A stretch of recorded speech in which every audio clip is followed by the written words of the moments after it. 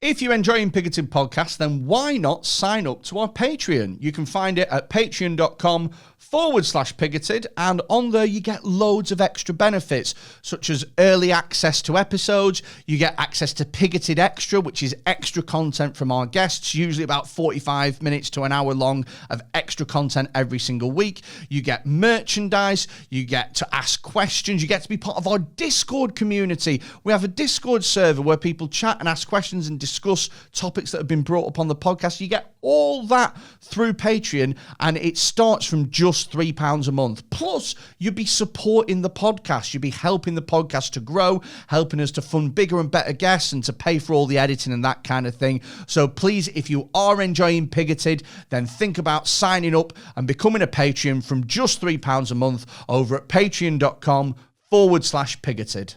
Welcome to Pigoted Podcast. Joining me today is comedian Rob Mulholland. Hello, Rob. Hello. And joining me is expert Jaime Benjamin. Hiya. Jaime, what is your area of expertise? I guess I would have to say that it would be sex and gender, attraction, mating behavior. That might be like my bread and butter area. Sex and gender attraction, mating behaviour. Yeah. Right, it's okay. It's a very broad field. So when you say, like, you're an expert in sex, like... Noun and verb. Noun and verb. Okay, so what sort of stuff with sex do you like research? This is so weird. I feel like I'm recording my own Me Too. Do you know what I mean? It's so hard not to sound creepy. Yeah. It really so what bit of shagging are you good at? It really is. What, like bum sex? You know, it just sounds awful. I know. Right, we're going to keep We're going to have this. to grow up. We're going to grow up. We're going to keep this at a intellectual level. We're very serious about Because- these things. There is nothing funny about sex except maybe the sounds we make. Yeah. And the faces. And the smell. Okay, and quite a lot of the porn I find is do you know that Pornhub has an outtakes section? Oh no! Like, what, in case you want a bit of light relief. Yeah, so Pornhub has an outtake section. About 90% of it is porn stars laughing on cocks. So they've got a dick in their mouth, and they all of a sudden just think of something funny, and they go like that. They start laughing, and like, I mean, we all have crazy laughs, but if you've ever heard someone laugh with a massive dick in their mouth, it's just the weirdest I can't fucking say sound. I have, to be honest with you, mate. It's never really been an issue in my Not been life. doing some of the gigs that I've been doing. So what sort of I mean, things? there are so many things in that already. Like, one of the things I know on Pornhub, that there is a man who does ironing. There's a man who does ironing. Yes, and he's just like the sweetest, most nicest man, and he just, like, he talks to the audience and pays them compliments. Be like, it's really nice that you're Yeah. joining me here today. I've seen that there is a guy on there who's like, it's like stepbrother comes home and politely compliments his stepsister, and it's like stuff like that. It's just like, you know, just subverting all the tropes, and like he'll come in and he'll be like, stepsister, you're stuck in the washing machine. Let me help you out and call a plumber. I don't like the idea that he's subverting the tropes. I prefer the idea that there are people that genuinely get off on that. I think look, there probably is. There's some, you know. Have you seen? There's a woman who's gone viral on Twitter. Brilliant. This. What she does is she's a Celtic fan, and what she does is she makes men wear Rangers tops, and Rangers and Celtic are big rivals, and she wears a strap on and she pegs them in front of the camera, and it's such a great watch. Well, it's such a great watch. I kind of get it on a fetish level, because that's like the ultimate taboo in Glasgow. It's a taboo to cross those sort of lines, and there's like religious lines involved in it as well. So I think it's like a relatively standard sort of fetish, but dressed up in football tops. Yeah, I just like how they've added a football element to it. I just think it's really, it's clever. Nothing would kill my boner faster than a woman in a Man U shirt. Oh, right. Do you know what? I used to, so I can't believe I'm admitting this, but I used to get high and with my mates, and we'd try and look for the most obscure porn that we could. And the best I've ever found is a video called Cake Farts. Oh, it's an internet classic, Cake Farts. I have never found something that's made me laugh as much as Cake Farts. Well, there's Just because of the way the woman looks at the camera at the beginning goes, you know what I like? Cake Farts. Have you seen Cake Farts? I think I have, but it's been a while. Yeah. like this. We're This one was going back around to, a while ago, I think. Yeah, like Farts. early internet. Yeah. 2000 to 2002. I would guess it was of the era of E-Bound's world. Yeah, that's where I'm putting it on. We're talking meat spin, tub girl, one man, one jar, that sort of era. Rotten.com. Oh god, that scarred my Steakandcheese.com. Yeah. All the But, like, classics. is it rule 34 of the internet of like if it exists there is There's porn of it. Yeah. Is there? And like then the rule 35 is if there isn't you've got to make it. Do you reckon there's COVID porn? 100%. Oh yes. Oh, absolutely. No. Yeah. Really? Like they're wearing masks and Yeah. we're in lockdown. No, I meant like You can't get within 2 meters of me. No, I didn't mean lockdown porn. I meant more like, do that lateral flow test and there'll be come that- sit on this. I'm certain there will be. It's putting things down a throat, it's Oh yeah, I guess. Oh God. Fundamentally, people are weird. That is the ultimate thing that you have to remember. People do weird things because it's fun, because they're bored, because they can and will. Like the whole why climb Mount Everest? Who's there? Why make lateral flow porn? It's Tuesday. Yeah, why not? I had some tests knocking about. Yeah.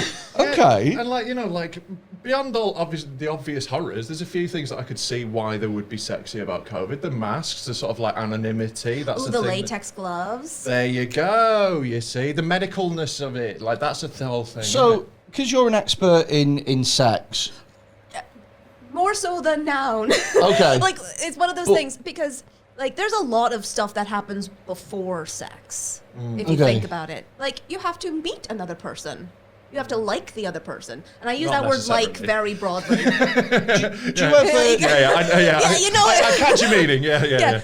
You have to go, I wouldn't run away from you. I Yeah. have to have some level of Some sort of attraction. willingness to get within 6 feet of them. So I've got a piece of knowledge about sexual fetishes Oh, do tell. that I thought you'd like. I've been saving this.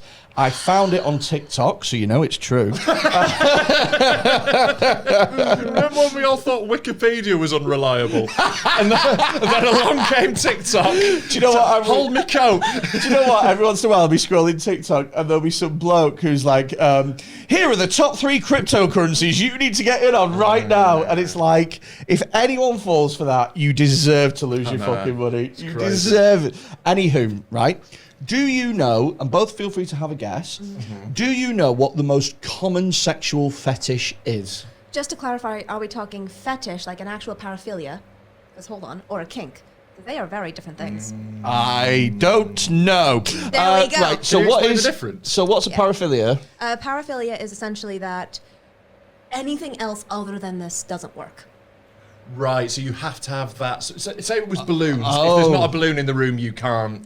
You're not sexually That is interested. an actual fetish. Yeah. Right, you're right. That That's is a a fetish. paraphilia. And that's how I became a children's clown. Whereas then, a kink is Just something you're into. yeah. Yeah. So that's nice, but if it's not there, I can still. Okay. I'm still there. Right. So I don't know. is the Okay. answer. probably kink. We're yeah, talking. probably kink. Most common. What do you think, Jamie? I'm trying to think because Yeah. I have been exposed to so many things that my threshold of normality.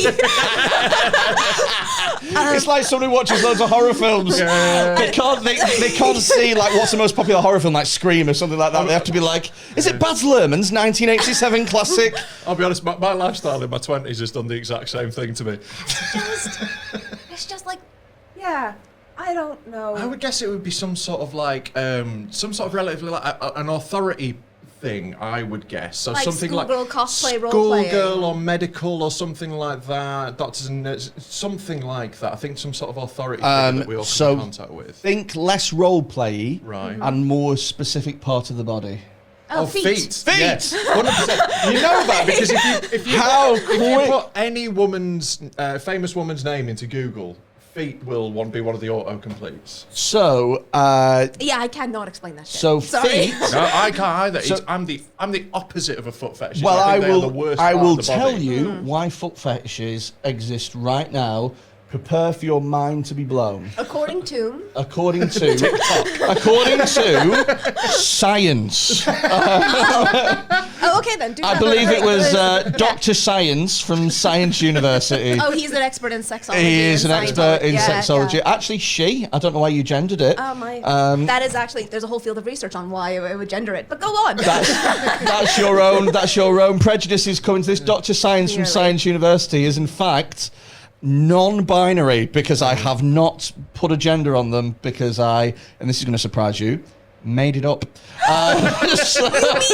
You mean you would come on to a podcast I know. and put something on the internet, Right. Well. and lie? Okay. Well. Okay. I am so confident that this is true that if anyone can specifically debunk this, then you are free to find me in the street and punch me in the face. Or I am text taking me and I'll that do it for you. So if any, because I mean, let's be fair, a scientist is going to debunk it. How hard can they punch? Do you know what I mean? It's not like I've seen some pretty jacked scientists, the ones who are into like sports and nutrition science. yeah, but it's not like Anthony Joshua's going to be listening to this going, I think you'll find I've got. I'll have you know, a colleague of mine, he actually researches the evolutionary origins of like fighting and boxing and left-handedness, and And left-handedness. yeah, it's a I weird. love it. Left-handedness is like it's a weird thing because it's not. Well, don't show him the podcast because I can't be asked getting twatted from. Do you know what? It doesn't matter because it's true. It's all fucking right, fine. true. Tell us. It's true. Bring Right. the So this is the suspense. reason Yeah. why foot fetishes exist. Right. Okay. So in your brain, there is a specific part of your brain. I can't remember what fucking part it is. Where Already sounds dodgy. all of your senses are sort of interlinked. Do you know what I mean? So if you were to slice your brain open, the big fucking squiggly bit in the middle where all your feelings are, in that bit of your brain, in every single bit of that maps out exactly where you feel stuff. So your arms, one part, your fucking legs, another part, blah, blah, blah. So you Right? already it's like, I know. And the bit The of your homunculus. genitals is just next to the bit of your feet. And you're going to tell me that's bollocks now, aren't you? I don't think that is the It's origins. true. It's 100% true. I don't. I- I will look into this because I do know the model that you are talking about. I have seen the image.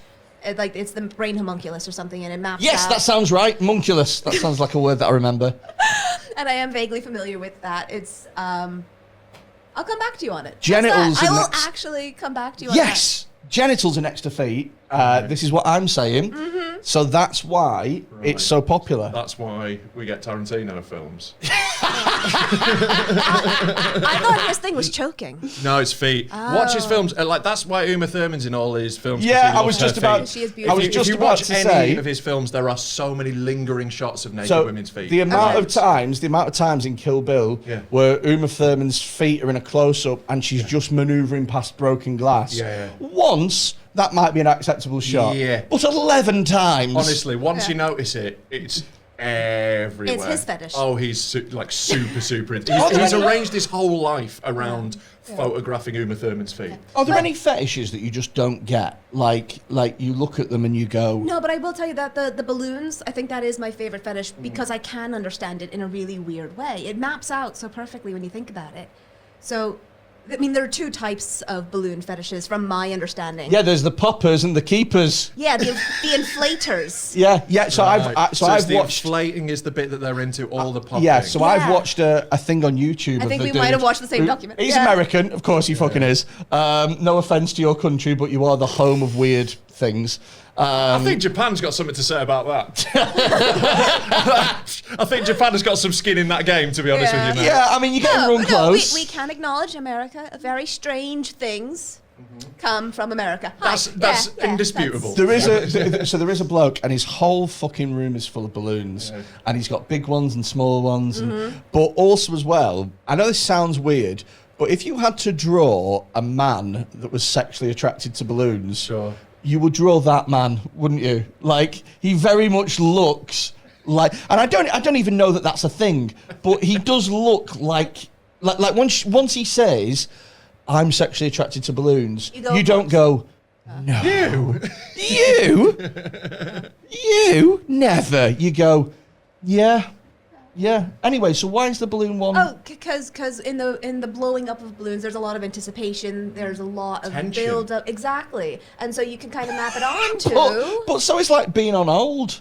like peeing on hold there is going to be someone and that is their fetish. There will be someone who's being on hold is their fetish. Hold music. Yeah. Do do do do do, and then it's like, oh my god.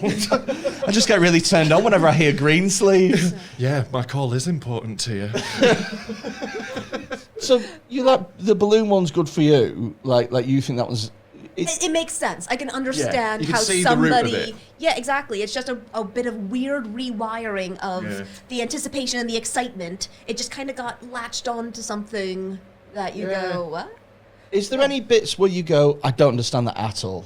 Like, I know that we shouldn't kink shame, but there are still some stuff where you look at and you go, nuts. Like, No, because there's a part of my brain that turns on and says, I'm a scientist. My job is not to judge. It's to try and understand. Right, we're Okay. And I Canadians. It's will- our job to judge. Exactly.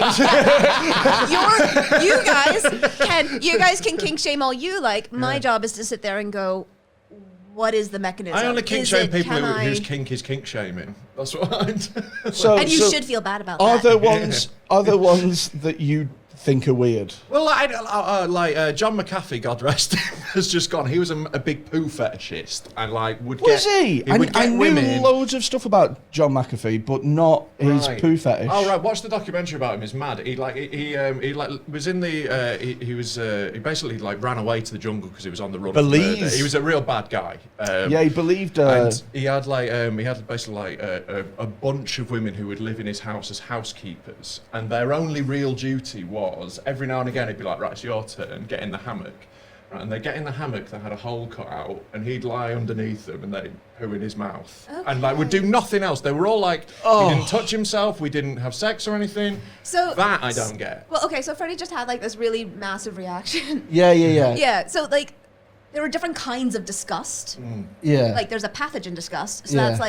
that's That is dirty and could hurt me. yeah, there's gross bacteria and Yeah. there's also sexual disgust and then there's moral disgust. And I'm curious, which one? It was pathogen disgust, 100%. Because moral disgust, to be honest with you, as far as I'm concerned, Belize is quite a poor country. I imagine those women are living in poverty. I imagine John McAfee pays quite well. And as far as jobs go, do you know what I mean? I'd love to get a fucking 20 grand a year job where for half an hour every day I shit on some dude's face. I'd honestly be absolutely happy with that in the UK. and he thinks it's his fetish and not yours. Exactly. Yeah. It was a pathogen thing. Yeah. So the idea of pooing is gross, but the idea of pooing in mouth, I think, is horrible. Yeah. So if it was a poo on a chest, then in my head you can get up and go "Ugh," like that, and just get "Ugh," like that The and push mouth's it off. too gnarly. The mouth's too gross. Do you know what it is? I think is it not the anticipation thing that's the same as the balloons? Oh, maybe. It That could might be. probably be a big part So of you it. see the bumhole going "Brrr," like that, and you're like, oh, here we go, here we fucking go. You see a little bit of brown, you're like, here we go. Ah. It could be because, again, that sex and gender, but yeah, sex is a huge field. I am not an expert in all of them. Do you know what would be dead funny? What? If his only kink was poo, but it had to go in his mouth. And anywhere else, he was like, gross. So he had to time it Target so that he specific. caught it, and then he was like, great, I'm satisfied. Man needs a funnel. But if he yawns and then shuts his mouth and it just brushes his nose, he's like, fuck's sake. Fuck it. Ugh. It's all over my bloody face now, you dick. I wanted it in here. But on the moral versus pathogen thing, what about I would put on record. I have no moral disgust at anything any consenting adults want to do. Literally, as wild as you want to get it, it's between you and whoever else. I do. I have a bit of so one of the things that I don't like, and I don't know why I don't like it, but I don't like it, is financial dominatrix shit. Right. Okay. I don't know why, but there's something about that I'm just really not okay with. I think I don't know to why. those women. If you can manage to get random guys to just send you money for nothing, good It on you, feels girl. exploitative to me, That's and why I they know, like it. but That's I know what they enjoy. Yeah, I know that it's not. But there's something about just I can't shake it, and I know that I'm wrong. So these are women who get men to send them money for no other reason than... Yeah, They then like it's being financially dominated, these men. Yeah, These men so are like, take all my money, you control it, you send me an allowance and keep the rest. Okay. And Yeah, so they that's like what being they're into. skint, basically. That's Yeah. the fucking thing. And I don't know why, but it's just something that doesn't sit well with me. That it feels exploitative. It might not be, but it feels So exploitative. we're judging the women who get the money, not no, the men. No. I think so. So it's most common. It's most common that it's a guy giving money to women. Yeah, but yeah. if it was the other way around, I'd feel equally awful. So it's But okay, so we are still though feeling gross about the people who get the money. Yeah. Not the people who are giving it. yeah. Just checking. Just clarifying that. So I don't know why, and again I know that it's Because you're tight. it's Just because you're tight. It literally is. It's just you don't like the idea of losing money. It's literally that. That probably is. How much for a pint? It's that exactly that. thing. Or you're jealous because like what? Yeah. Why can't somebody just give me money? Well, I mean, I can tell you why. I feel like now is the perfect opportunity to plug the Patreon. How is that any more dignified? That's what I mean. That's what I mean. Seamless segue. Patreon.com/pigoted for just £3 a month. And if it turns you on, I'll call you a dirty little bitch every time the direct debit comes out. I realise how much of a hypocrite I am. Yeah. But There we go. But it's not though, because I create this content. Yeah, but they create sexual content, or even just like them. No, it's not the same as OnlyFans. It's definitely not. But like, it's not like they just send the money and never hear from them again. They send them videos of them spending their money and going, "Look what I'm spending your money on, you dirty rat," and they're like, "Oh, brilliant." Yeah, it just doesn't sit well with me. I don't know what it is. It's my fault. It is your fault. Like, I'm well aware that it's a totally consenting thing between two I adults. say, go get that bag, I mean, it's sisters. completely off topic, but tangential. I mean, psychics and mediums, and people who Oh, tell. they are scum, to be fair. Oh, I'm dead against them as well, to be fair. Is that not the same reaction, the same feeling? Oh, of- yeah. Yeah. Yeah. So we actually had the wonderful Michael Marshall on in episode 2. He's also going to be on in future as well. He's one of the, I think he's the only guy in the UK whose job it is to debunk psychics. A professional skeptic. He's Yeah, like, and he's a UK brilliant. James Randi, isn't he? Oh, I love him. Yeah. Absolutely love him. And some of his YouTube videos are so funny. I love it. Yeah. Oh, brilliant. I could watch psychics being debunked I'll tell all day. I'll tell you another one that I don't like as well. And again, it's just it's totally a me thing. I'm not trying to say people who do this are disgusting. It's me not getting it, basically. It's the daddy-daughter role play thing. I can't. Yeah. I can't get on board with it. Yeah, no, to be fair, I a former partner of mine was really into that, and that was my line where I was like, I just don't think I can. So same as well. So Yeah. I had it wasn't a partner or something like Yeah. that, but she was really into it, and I was like, I'm not into this, but I'll give it a go. Yeah. And I distinctly remember her saying one thing. I can't even remember. It was something that she brought up, and instantly it was, this has to be ended. And I'll tell you what the word was: baby food.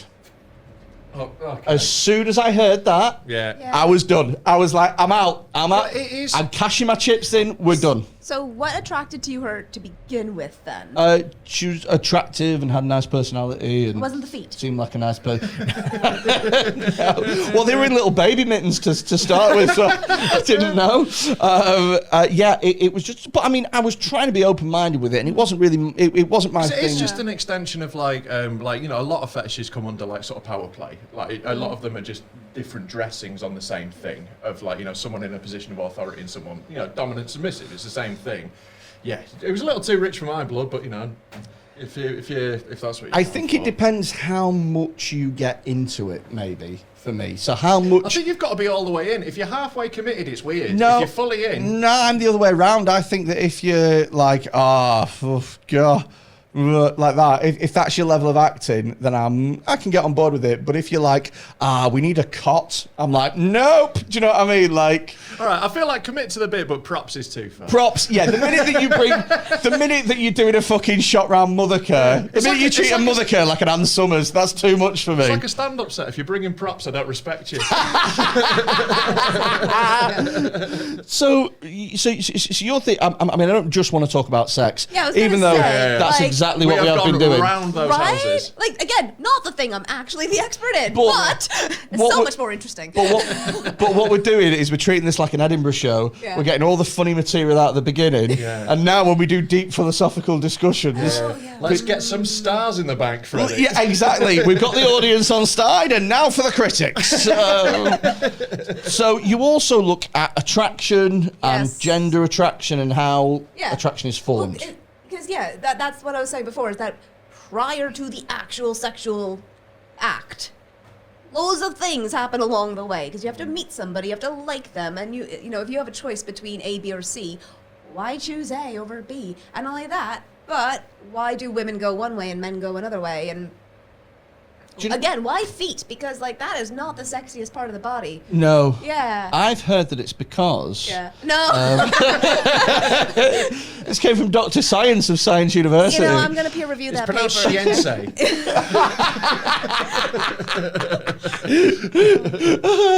No, but like proportionally speaking, right? Your Yeah. face is the most attractive component of you. It tells you so much more about a person than you probably think you want to know.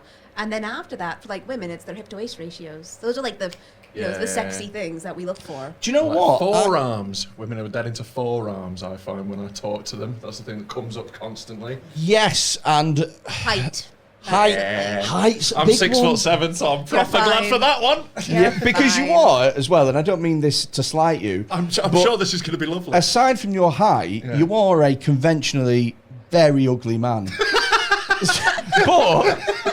but you have 6'7". I'm gorgeous. You get fucked. If you were 5'6", you look like Woody Allen. Yeah, Do you know- like it's definitely not harmed me being 6'7". Totally. It's definitely been the main weapon in my arsenal. It's You like, hey, shoot- I'm tall and funny. you shoot out of your league, don't you? 'Cause Oh yeah, it's- like it's definitely added a couple of points onto where I would be in the. I'm dating world. 5'10", which is average for a man, and so height's never been Yeah.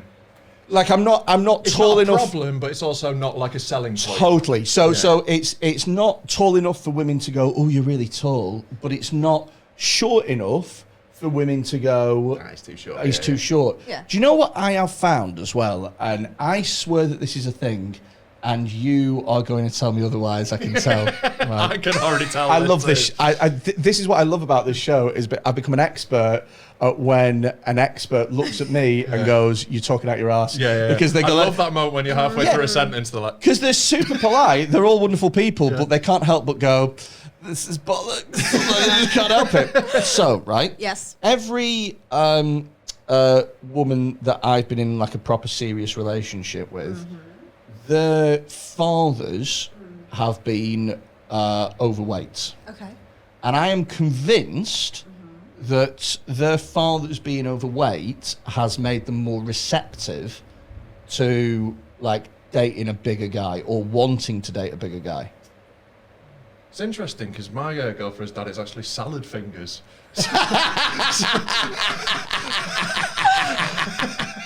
Fucking Slender Man. Yeah. Okay. There's a lot to unpack there, No, isn't there? that's exactly the thing. There's a lot to unpack. But you know, they say Because like men go for women that are like the mothers and stuff. And women go for men who are like their fathers. It's so like I would say one of the strongest things in mating and attraction is called assortative mating. Assortative mating. Assortative mating. This is where likes like people who are like themselves. You know, it's Again, that's blown me. Go on. Likes birds like. of a feather flock together. Kind of Okay, that, so like, people go out with people that are similar to them. very much so. Yeah. Very much Checks out with so. me. My girlfriend's 6'2". Is she? Yeah. Yeah. So it's like she's really tall and slender, like quite similar like colouring in that she's got similar like mousy browny sort of hair. And people look at you and go, "Yeah, they're a couple." yeah. Yeah. Do you know what as well? I read somewhere that the way that attraction works is that you are like primed to accept whoever's in your ballpark. Yeah. So- That is Yeah, I did- kind of. You're right. So one of the things is that we have this thing called mate value, and it's absolutely phenomenal because it's this holistic appraisal of how valuable you are as a mate. Amazing. See, Yeah. told you we were going to get onto science now. Yeah. That is the thing. So it is just like you know, we all have this kind of concept of, well, she's a perfect 10. Yeah. You know, she's But she was a 12. Baby, keep a little too for me. But no, it is that kind of like, you know, she's got the looks, she's got the smarts, she's got the personality, she's a perfect 10. But Yeah. here's the thing as well, right? Right. Is and again, we're jumping off on a tangent here. I mentioned this in a previous podcast, right? So I think what a man sees as a perfect 10 is more objective than what a woman sees as a perfect 10. So there are women who are like, Tom Hardy's just not my type. Right. He's just not my type. I don't know what it is about him, but he's just not my type. I just don't like Johnny Depp. I'm not really like that. Chris Helmsworth, on the other hand, I would. Do you know what I mean? Right. Whereas there is no man that goes, Scarlett Johansson, no. Do you know what I mean? Yeah. So there's a more objectiveness around men. Yeah, but there are like within still like, you know, you have like a type. Definitely, like there are like loads of women who I'm like, oh yeah, she's objectively beautiful, but she wouldn't be right for me. I wouldn't go for, like, you know, like women who are like, if they've got like loads of fake tan and big eyelashes and all that sort of stuff, like more power to them. Not judging them at all, but Yeah. they're not going to be into me. I'm not going to be into them. You know. You can like, look at, say, like Kim Kardashian versus Kristen Bell.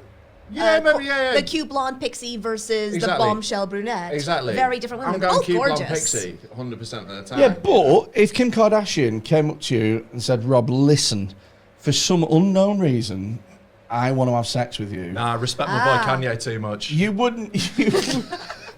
Wow. It's for you, Yeezy. Wow.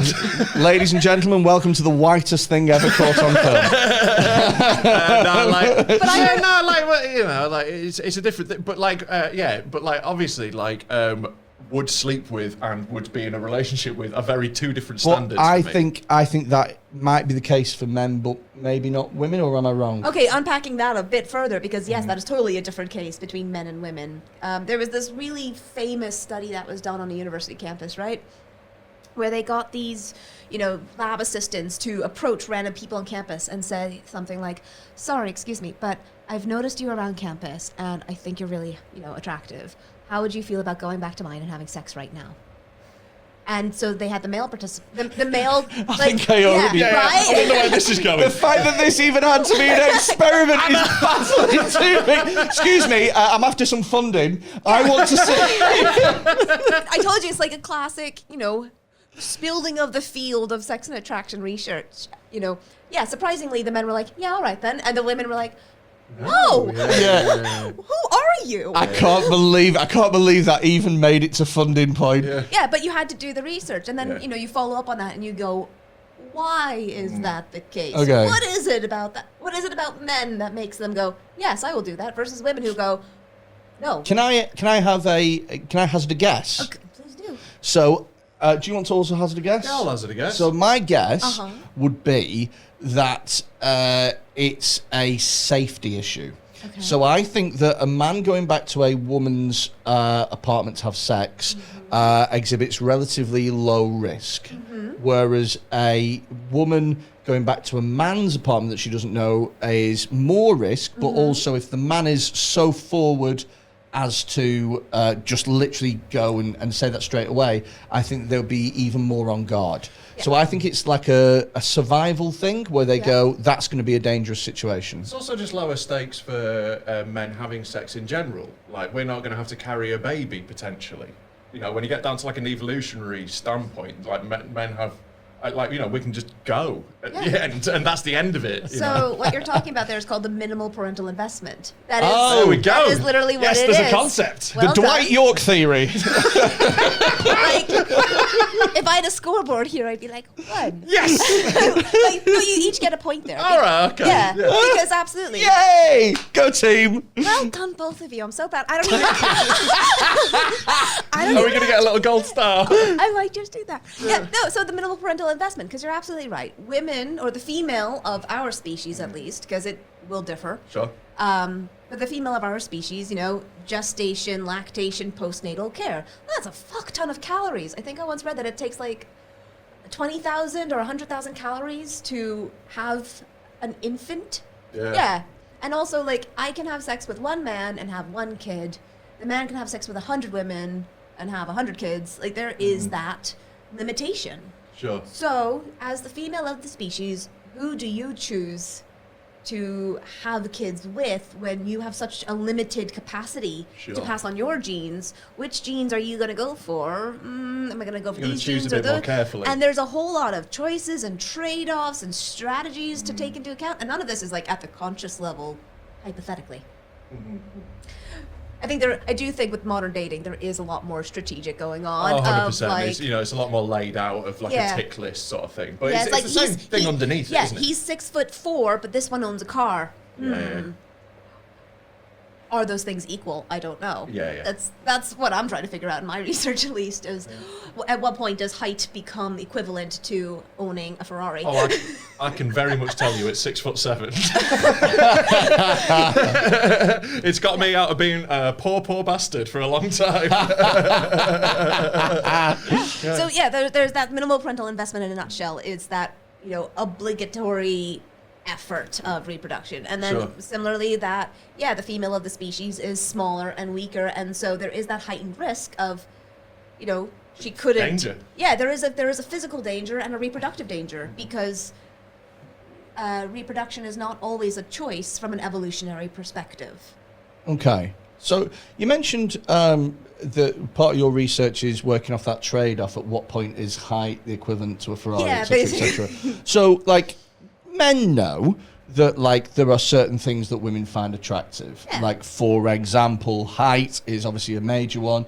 Money is another one that we talk about. I think money comes under sort of like power as well. It's sort of like that's more of a thing. The terminology we use is resource acquisition. There we go. Oh, doesn't that sound so clinical? It's a lovely way of putting gold digging. Yeah.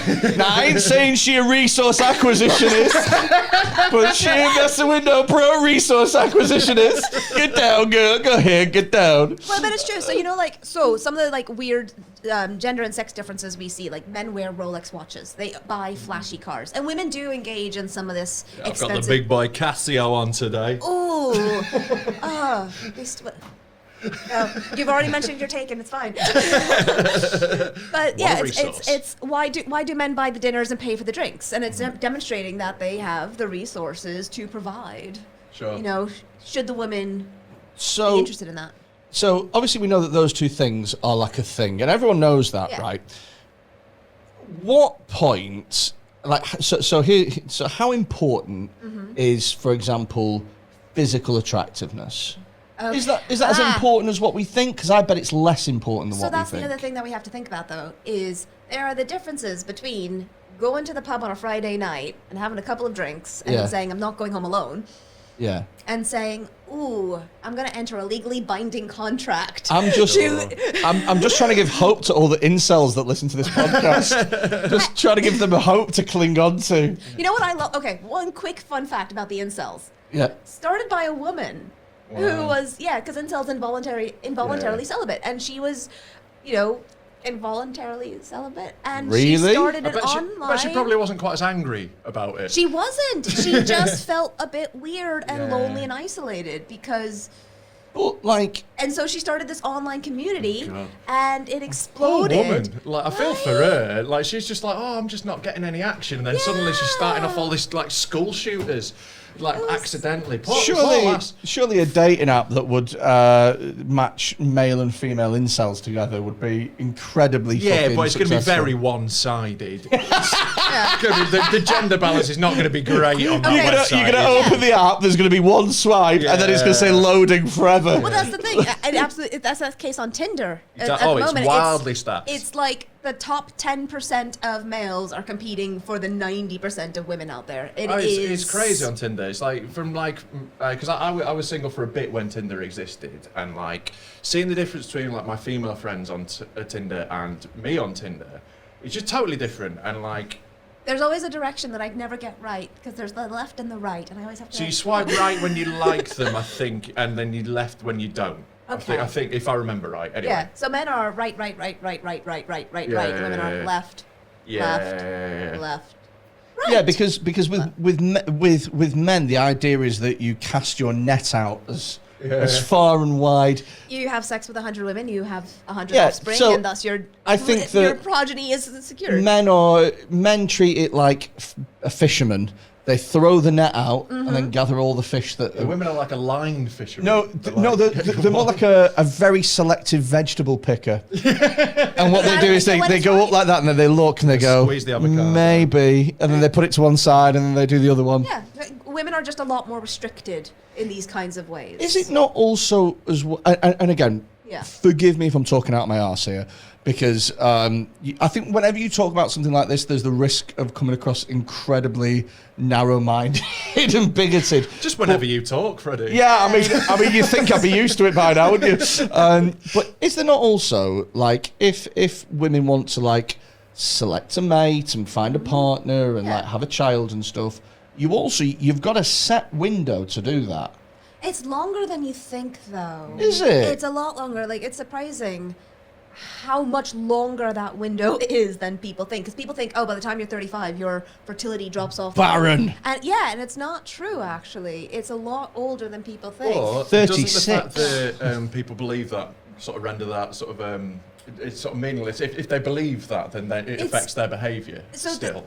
Again, like psychologically speaking, there's a lot of things that we have to think about. So there's the difference between intended behaviour, choosing behaviour, and what you actually do. Yeah. And it's one of those weird things about social pressures. So one of my favorite things is the kin hypothesis, which is the question was, why are modern families small? And it might not be a weird question to you guys. You might not have even thought about it. But yeah, seriously, it used to be the case that you'd be one of 10 or 12 kids, and now you're one of 2. Is that not because some of them would die along the way? No. I mean, it's part of it. But it's also things like, I'm originally from New York, so I'm not in close proximity to my biological family. My biological family, when I do go home, it is all about family, babies, cousins, aunties, uncles. It is very much biological kinship. But when I'm with my friends, it's more about career ambitions. It's more about, your individual things. So it's not just like, I mean, there is something there about like the K versus R strategy of, do you have a lot of kids who are going to die, like, bugs and bunnies, or do you do the blue whale tactic of having one kid is going to make it? Well, I always think that it's a working class thing to have loads of kids. And like a middle. I think middle class it drops out to like 2 kids. Yeah. And then upper class, like posh hoes, they'll pump out 15. Because my dad's one of 7. Right. And so I've got cousins and aunties and uncles and stuff that I've never even seen because they're just like family. My grandma and granddad. I think my grandma has like 8 like siblings, and like my granddad does as well, but that's where it sort of stopped in my family. Then it's like there's 3 that they had, and then like 2 for everyone below that. So yeah, it definitely is like trending that way, isn't it? There are definitely still class issues, like you said, because if you could afford to have 10 kids, I mean, kind of, why not? I mean, there's definitely reasons to not have 10 kids. Loads of reasons why. But not. please, to the people out there, please do not go about having 10 kids because we cannot, afford. The planet won't take it. Yeah. Do you know when I see those programs where it's like 17 and counting, and it's like why did you think we need 17 of you? Yeah, and also it's it's never as well, without wanting to sound horrible. It's never like Dad Stephen is a rocket scientist and Mum Trish is a fucking Olympic gymnast. It's always rocket scientist and an Olympic gymnast. Where the fuck did they meet? I don't know, convention. It's the Rocket and Pommel Horse Convention every year in town. Those Olympians, they are educated. They did go to universities and have things to do other than sports. Oh, do you know? You there can we be a go. rocket scientist and an Olympian. Imagine if that's the thing that gets me cancelled. Imagine that was the thing. Like dare you gymnasts assume? protesting outside your gigs. Do you know what? They're all protesting, waving ribbons together. They all fucking jump on each other like a transformer, and it's one massive person. Cancelled. Oh, fucking! It's the most beautiful cancellation performance I've ever seen. Apparently in the Olympic Village, there's not necessarily a problem, but it's an issue every 4 years when they do the Olympics. It's a problem that athletes just fuck each other. Yeah, Like of course they do. They go They're incredibly through beautiful, incredibly fit Yeah, people like who that just makes achieved total amazing sense. things. Makes Well, total sense in to me. Tokyo, they've Except it's COVID right now, so maybe not. Well, in Tokyo, they've done those. They've made anti-shagging beds. Yeah, they don't work though. I saw 3 Mexican wrestlers testing it. They all jumped on it. Like, I saw it. So they made these beds that are meant to collapse if 2 people go on them to Okay. try and stop people shagging. Because, you know, of course, Olympic athletes wouldn't manage to be able to shag standing up. No, But like, that's- And so also they made as well- these cardboard beds. But yeah, these 3 massive Mexican wrestlers jumped on it and they're like, it'd be fine. I love the idea as well that like you're having sex and then the bed collapses and Oh, then you well, go. like that would stop you. Yeah, well, okay. I've literally had that happen and it Yeah. did not stop anything. Yeah, well. We were just at a weird angle. Yeah, that's the end of that now. I'll tell you what, let me just back out of here. Okay, you carry on. Yeah. There we go. We're just gonna have to stop now. Like, it just seems like a weird fucking. No, but like, of course, like, I think it makes perfect sense though. Yeah. They're in amazing shape. They're all like beautiful physical specimens, and they've all been working incredibly hard for 4 years to they're get to that point. they're And as soon as they're pumped. done, if you've just won a medal that you've been for your whole life, you look cool as hell, so everyone's going to think you're attractive because you've just proved you are the best in the world, and that's attractive. And then there's the fact that you're done. You can celebrate. You let your hair down, and the Swedish volleyball team are here. You know, like it's they're just. Why wouldn't they be shagging? There is something really attractive about a gold medalist. Yeah, anyone who's a champion, anyone who's achieved. It's those tasty genetics that they have. That fitness. They're gonna be healthy, and any kids that I have with them are gonna be. Yeah. You know, they will survive. They will outrun that cheetah. Yeah. That's what it is, right? At the like base back of your monkey head. brain bit Yeah. that we don't really think of, like, you know, it's not Yeah. conscious. It's Yeah. definitely not, It's isn't it? the Oh, same if she thing. can do that to a javelin. I'm not even kidding. That's part of the reason why people think that tall men are attractive is because like they've got this really great immune system. And Yeah, it's that's like, not true. That's the theory. It's like tall men, they can handle pathogens. Have I told And you? also, I think there's also the threat of violence. Again, not from this tall Yeah, man. your reach would be like Have I told you my theory on my immune system? you have not. Please, Okay. please share. So everyone thinks this is bollocks, but I'm telling you now it's true, right? Okay. So I have got a better immune system than most people. I don't get sick ever. So I've been Do sick you want to hear my theory on this one? It's done? roughly Yes, please. about 2 times in my adult life. Okay. Once was when I had bronchitis when I was like 12 or whatever, and once I had like a viral infection when I was like 20. I never get sick. I got COVID and didn't even realise. I was You tell me this now, man. I was Like, asymptomatic.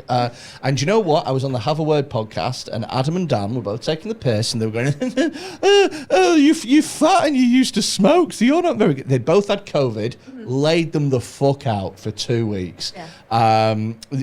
But my theory behind it is when I was a baby, Yeah. like 6 weeks old, I had whooping cough and I nearly died. And so I genuinely believe that I have developed a stronger immune system as a response to that, and it has served me throughout my life. Now, people always bullshit it because I don't eat well, I don't exercise or This anything. is my theory that Okay. Freddie is in such horrific shape that his normal way of being feels like being ill.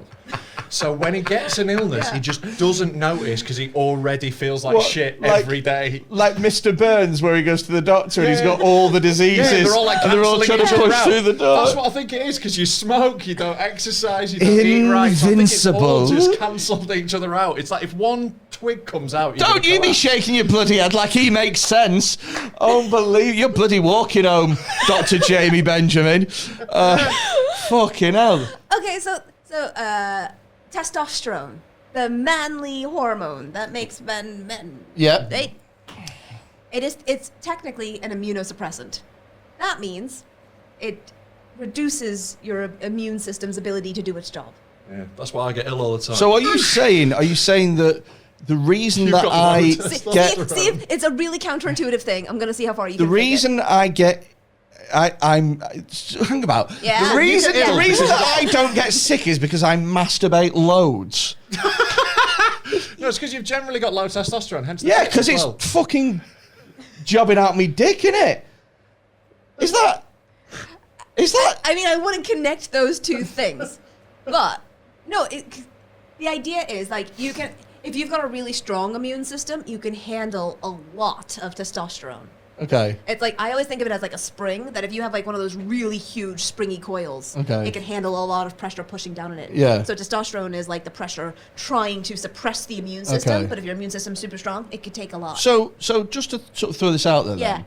So we are told to fruit and veg 5 a day. Yeah. Why then are we not told as men to have 5 wanks a day?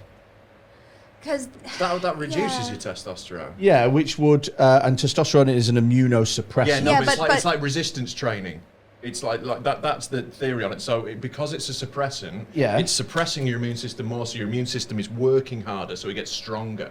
Yeah, and then Yeah. when So you having- when you hit 30 or whatever, and your testosterone starts to drop. Yeah. then you've got a stronger immune system. What's happening? Yeah. What's You've happening? got it. I've You got it. I've Yeah. totally understood it. Yeah. Thank I you. I don't think the spring understand. analogy really Yeah, no, works. totally. The So, spring like- analogy's killed me off. Right. Let's try and find another. Yeah, but my problem, So, so my problem. Yes, please draw me a picture of me masturbating and not getting ill. Okay, okay, well, I hold wanna on. see No, that. no, but like, okay, masturbating would reduce your testosterone. not only that, but the impact that masturbation and ejaculation has on your testosterone levels really is not a significant amount. Right. Like, Is it not? It's not. Like there are some athletes. You thought that was as well, didn't you? Well, no, like I didn't You think did, it yeah, was you that did. major. I thought it would have some effect, but I didn't think it was everything. Yeah. No, well, I didn't think it was everything. But I Like, thought it was a like singular- enough. I thought it was like, you know. No, they were definitely like going back to the Olympics, right? So if I hang about. Just No, no. Going back to the Olympics, though, there were some people, and I don't know the answer. I am so willing to say I don't know. I'm not. Never. But there are those who thought that athletes should have sex before the big game because it would boost their testosterone levels and make their muscles more muscly and their heart rates more poundy and There's thus more vice versa oxygen. as well, isn't there? Exactly, and there's others who think, well, no, sex will drain you and will reduce your testosterone, and thus you will be at less performance. I still, to this day, don't know There's the not any actual. conclusive evidence either way. No If there fighter. is conclusive evidence, I don't know it. Fair enough. Yeah. But There might all, be conclusive evidence all by this point. fighters are told not to have sex before a big fight. Yes, but is that? There's a lot of bullshit and mythology though in boxing Yeah. that's built up over Yeah. hundreds of years, you know, like so. Yeah. There's a lot of old wives' tales knocking about. Yeah. Also, as well, you don't want to be there. Like, why did you lose the fight? I had a wank. And Do you also, know what I mean? who's Like, going to tell Tyson Fury not to have a wank?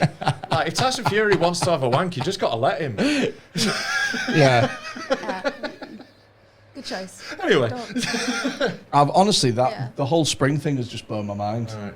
Well, it's like how if you lift weights, your muscles have to work harder so they get stronger.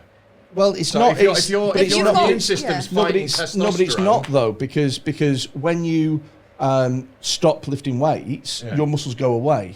Whereas when your testosterone goes away, you're Yeah, still it's not left a with perfect that. analogy. I'm not But saying yeah, exactly it's the almost same. like older men get sick more often compared to. Oh, is that Because your because? testosterone does reduce as you get older. Yeah. And then the spring gets less. It's getting less tension. Also, you can. So the reason possibly Yeah. that I have a great immune system is because I have a lot of testosterone. Yes. Wow. Well, that obviously, if you're listening to this on the podcast, then you won't have seen what is the most skeptical looking face. there's a real context needed by the facial expression. There. Yeah. She honestly, It she was said very qualified. she by said that. yes to try and save my feelings. That's what happened. And look, Yeah, it's probably the testosterone, no. Fred. But Yeah, I've that heard is probably that. exactly But it. I've That is heard all- exactly it's 'cause what he's such a happened. big, hard is. man. But I've also heard that bald men have more testosterone, and I am a bald man. yes. So why is it so hard to believe that I have lots of testosterone? Because you've got massive tits. Oh my fucking god! Oh, fucking triggered. Hey, gynomastia is a real thing. I know. Shouldn't- I'm should sorry. not I shame- don't mean to Don't say give it its medical Well, no, but term. That's worse. That's worse. I can cope with him saying dynamastic prick. I can cope with you saying fucking big fat tits. I can't cope with you giving it It's a worse medic- when you've got a diagnosis. Oh Fucking hell. Oh my God, that's so funny. Oh, I need a minute. All right, let's backtrack. We'll bring it down. We'll take it to a scientific. Yeah, place. let's get to some, like scientific Breathing. attraction Getting- stuff because I did do when I did A-level psychology. Ooh. Got a C. Don't worry about it. So, but I did have to do like an experiment within it that I think it's I can't remember. You know, obviously it was a copied experiment and it was based on. You mean to tell me that at A-level psychology I they know. weren't getting you to create your own experiments? Original research thesis. No, like they're basically like, I'll go do this again, so like, you know, sort of like practice, like testing stuff or whatever. But yeah, the one I was assigned was basically I got pictures of couples and I separated them. Yep. So I would have a sheet with 10 men, 10 women from heterosexual couples, and I would get heterosexual women to rate the men out of 10 for attractiveness, Like and hot or vice not? versa. Yeah, essentially, and the correlation between the partners is really crazy exact. Like the it's 10s paired with 10s. 10 and paired with 10s, 6s with 6s, 4s with 4s, 8s with 8s. it's almost like assortative mating is a thing. Yeah, exactly. Yeah, Yeah. That's what I'm saying. Like, Yeah. bringing it back to that, it's so Because if it's you're so defined. yeah, there. because Yeah. if you're a 3 and you only have it in you to fuck 10s, then that's what incels are. They're ain't- 3s who want to bang 10s. And Yeah. like, yeah, then you don't. You Yeah. do you know what it is? It's like you said, associative. We can call it Assortative. matching. Matching. Thank you. This is the point in the podcast where the experts realise I'm thick always and about dumb, halfway through they No. go, right, we'll start making it simple. dumb for things No, down. it Do you know is- what? During the B1, Dr. Philip Donkersley started to say the word pheromone, stopped and said smell. He literally went, smell. And it was honestly, it was beautiful. No, I do. Many people struggle with assortative mating because it's just like a lot of it's so It's 37 syllables. Exactly. Amazing. Eminem would struggle with it. I can't spell it. Like I'm in the 53rd percentile for spelling. It's a weird fact that I know about myself. Right. And I'm So you like- are bang average at spelling, essentially. Well, no, I could be 3% more or less average. That's the way Right, I yeah. think of it. It's like I couldn't be 50. It had to be 53. It's that much better. But So, Yeah. one of your things is that as an expert is that you almost got offered to do Married at First Sight as one of the experts. not quite. I was approached at one point in my career. We didn't know what it was, but it was, we are a TV show looking for people who are experts on mating, matching people up together, and would you be interested in doing this show? And me and my collaborator were like, no. Have you ever seen Married at First Sight? Yes, I have. Like, my girlfriend watches literally every dating show, literally everyone, like anything, like no matter, even the ones that other people like these ones are shit. She'll watch. I watch them all as well. I love like. them. I will watch some of them. There's some like there's loads that I just can't handle because they're too awful. But like Married at First Sight, I watched a bit of. Again, like I tapped out. Like I was watching the Australia one. I tapped out after about 5 or 6 episodes. It was just horrible. Did you? I love Married at First Sight Australia season 6. I thought it was great. Have you watched it? I have. It's amazing, isn't it? I have like 5 episodes left to watch. But it's so great, It was isn't good, it? and I'm sat there on the sofa, you know, talking to my own partner about this show, and bless his heart, he has had to put up with me for years, to the point, because he's not an academic, but he has had to listen to me rant and rail, and basically it got to the point where he could talk about my research to other yeah, people. Yeah. Like he could be here doing this today. It is ridiculous. And so we are like sitting there dissecting, or I'm just sitting there dissecting, and he's politely nodding and playing Pokemon, like on his laptop. But You two are made for each other. it's like Sounds idyllic. I know. it's like assortative mating. Yeah, exactly. Yeah. Exactly. I So- caught a Pokemon. I caught a Squirtle. Yeah. How were you attracted to that Squirtle though? It's got a curly little tail. So yeah, we're watching this show and I'm talking about it, and it is quite interesting the things that we're picking up on, because it's also provided, I will say, piece of study actually has shown, and I will attest to this, watching things like those dating shows with your partner and romantic comedies and talking about what happens in them is really good for your relationship, because we'll be watching these couples in the show and you'll realize suddenly how differently men and women do communicate. Yes. Super more so. So like one of the biggest fights that we've had, not fights, I use that word very loosely. Yeah. Discussions, Argument, conversations. disagreements. Not even a disagreement, just a difference of opinions. It was If I use- how his Evie was going to evolve, wasn't it? I'll tell you another story another time.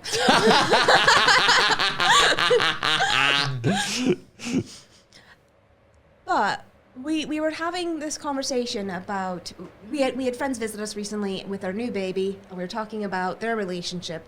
And I said, if I said to you, get the baby, I do not mean pick it up from its crib while it's crying and bring it to me. That's not what I mean. When I say get the baby, what I mean is, you know, go see what's up, go change its diaper, go feed it if that's what's necessary. And he's like, well, no, but you said get the baby. And he's taking it so literally. Yeah, I would 100% come back with a baby. Yeah, but and that was one of those.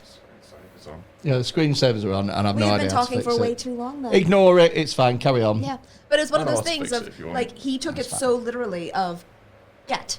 That means she wants to have it. Yeah. But I'm just, you know.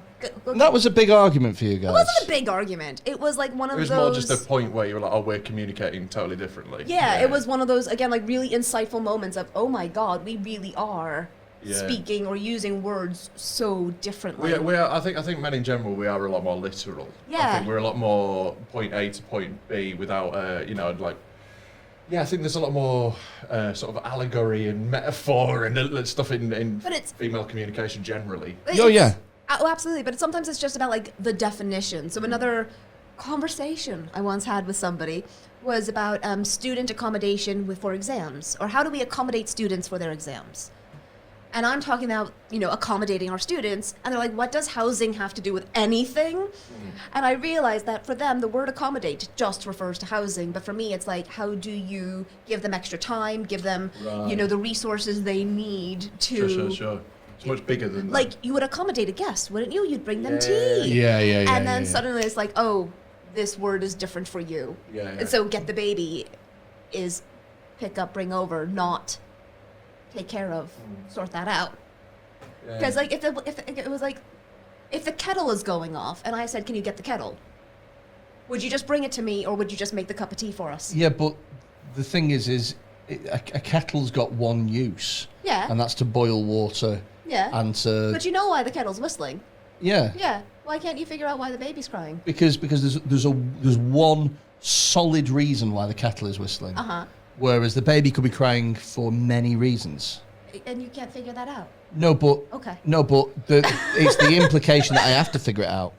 Yes. So there's nothing to figure out with the kettle. Yeah. It's whistling for that one reason. So this is another place where a lot of couples start to like get into things. It's that cognitive burden of men don't seem to follow through. I am going to be very generalistic, but Go for it. right, it's one of those. You things. kind of got to be. There are exceptions to every rule. Not everyone fits everything. Blah blah blah. Exactly. But the general trend. Like, Mate, the consensus do you know, is. Do you know what it is? And this is going to make me sound horrible, but so men and women are equal, but they are not the same. No, I and totally so It is. Obviously not. Yeah. people thinking that equal means that we are the same in everything that we do Yeah. Yeah, it's is just- so wrong. It's not true. Yeah. at all. Men do some stuff different than women, Yeah. and there's no harm in talking about it. Yeah. Yeah. So like one of the things that I know is that like women have better senses of smell.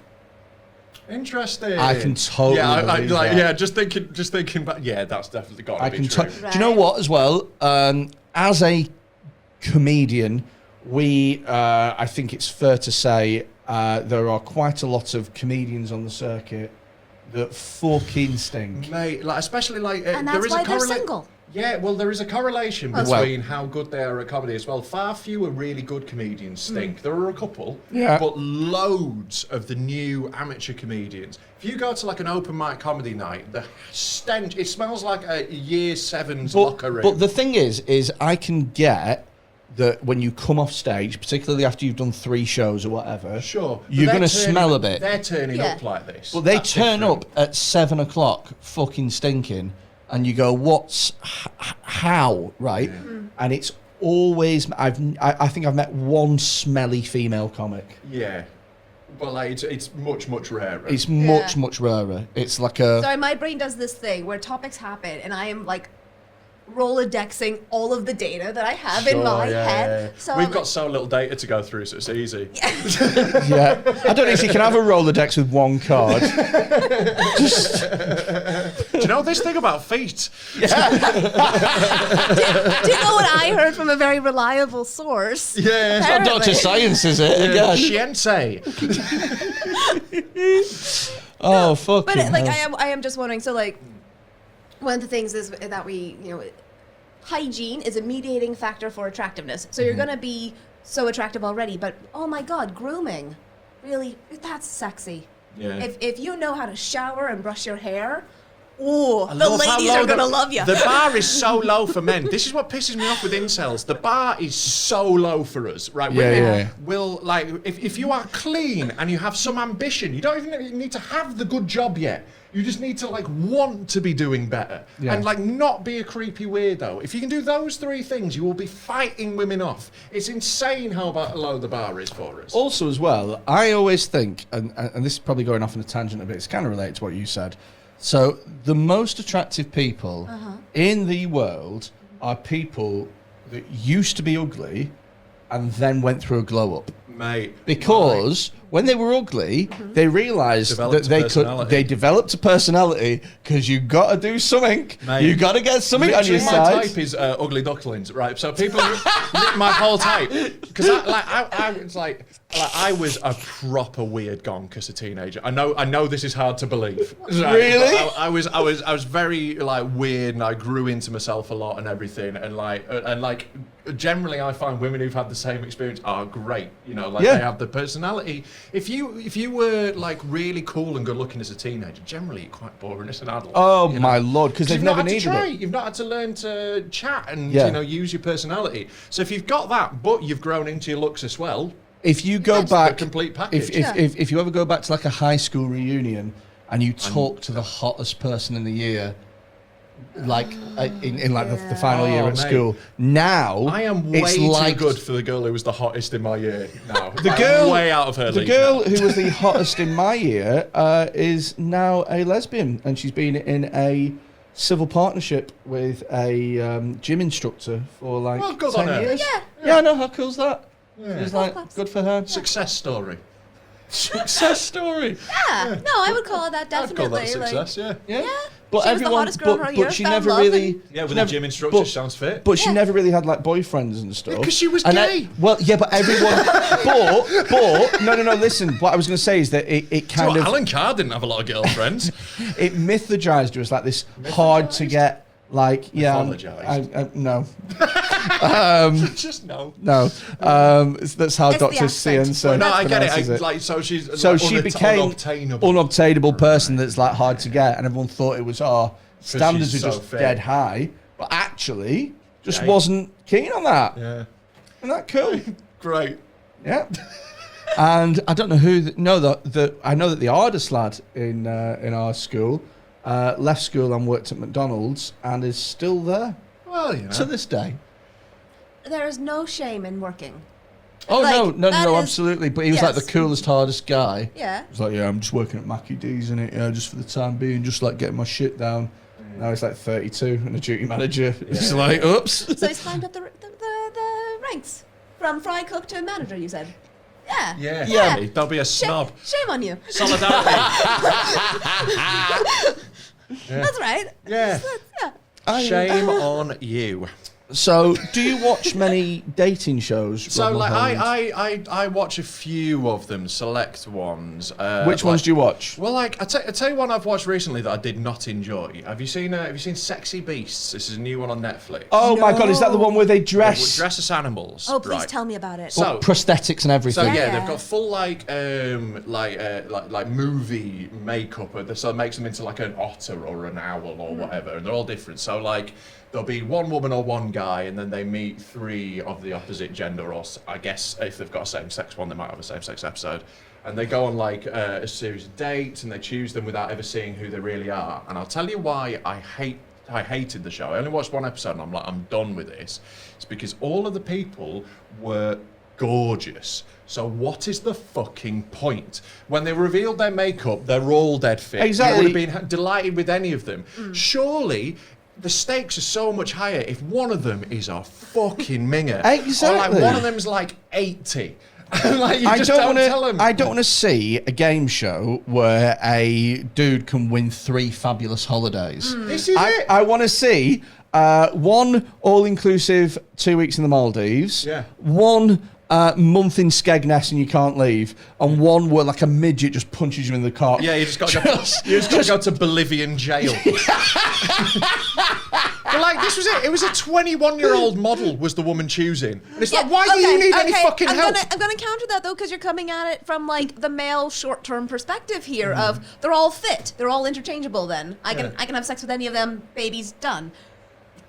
There is still a personality component that there's a personhood But attached to that. No, but I'm saying there's zero stakes if they were all. So the point is that they're masking the physical attributes. Yeah. But if all of their physical attributes are brilliant, then there's no need to mask them. Surely but- the idea okay, is that personality overrides, and then like This is the fun thing. So there's this thing called the halo effect.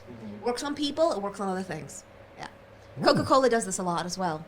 It's where one good attribute kind of casts this glowing halo around everything else. Shit, like, so yeah, I recognise this in my ex, right? Dead fit, horrible human being. there we go. So imagine if you met her now wearing an otter prosthetic.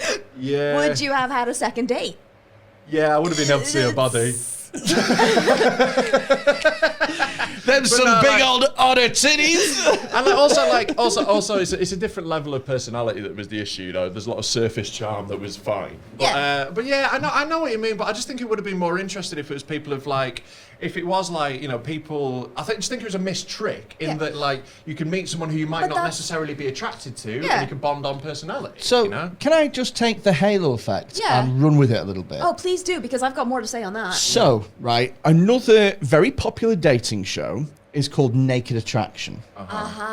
Now, So you're with saying if naked, someone's got a monster dong. yes, You look at the rest of yes. So, would there be any research that's been done as to how often the woman, consciously or otherwise, chooses the guy with the biggest dick? Because it's the halo effect. Again, that's a very male perspective on that. That is a very male perspective on that. Yeah, I think men But are way it- more obsessed with it- that than women. It feels doable in a weird way. But it does. Like, how has anybody actually sat down and actually like watched those shows and gone in with like, well, here's our metric, here's our scale. Yeah. And There's like, a lot of data analyze- there ready to There's go. a lot of data ready and willing. Surely the halo effect, especially if that's the first thing that you see, is a dong. But it's not. It's their feet and like shins, isn't it? Oh, I think they whip out dong straight away. No, they whip out dongs quick. Like They're not doing a knees round. Listen. Doing a Butlins Knobbly Knees competition. although having said that, the interesting thing about feet, according Freddie's to got his Dr. facts Science out. from Dr. Science. So, but yeah, they get the dick out fairly quick, and obviously first impressions count for a lot. Yeah. So that only would get one be chance. that would be the halo effect. Would be looking at the big dick and like subconsciously or otherwise. Yeah, but it would also work the other way that, you know, you might see someone with a beautiful face or they say something really funny and that's the halo that means you go, oh, I'll overlook that. Yeah. It Oh, doesn't okay. just have to be that one attribute, does it? It absolutely doesn't. So being funny. So one of the things about being funny, not that you guys would know. Fucking hell. Isn't our one weakness? Mate, I mean, I would feel that in my heart if it wasn't for my mastitis. Fucking hell. I had to. I'm Shit, sorry. mate. That's like when R.I.P. people on Twitter go, so-called comedian, and you go, Ow, my feelings. Ugh. We'll take it. We'll take it. Go on. The setup was there. Had to follow through. You've on the got to knock it punchline. down. Yeah, Much respect right? to you for Thank it. you. But being funny is sexy. It is because 100%. it demonstrates a level of intelligence, and again, going back to the whole evolution genetic material thing, being funny, being clever demonstrates that you've got really good genes. And so one of the things is like it's called gene clustering. So there's this thing also with the halo effect. If you have one good attribute like being really physically attractive, people think then that you're really intelligent and really competent and, you know, really trustworthy. So they'll treat you in a way that makes you feel competent, or they treat you in a way like, I'll trust you to do this and I'll give you this work, and suddenly you have really attractive kids, which is always a weird sentence to say. It is. Yeah, but you have attractive kids who outperform their peers in school because the teachers are giving them extra help. They are giving them better grades. We see it in the justice system all the time. Yeah, I was going to say, I read a thing about how like good-looking people get away with crimes more. Yeah. They are found not guilty more often because beautiful people, we trust them inherently. Again, which is a bad idea. Super bad idea. Yeah. So there's all of these halo effects. But then it's like a halo feedback loop, where because you're attractive, you're treated with competence and given those opportunities to be engaged with. And thus you actually do become... And given more chances in life, so you become more successful, so that's another attractive attribute. Exactly, and suddenly it is like you are more intelligent because you were given more attention in school. And to pick up on that, right? So we talk a lot about, or there are terms in society that we use a lot, male privilege, white privilege.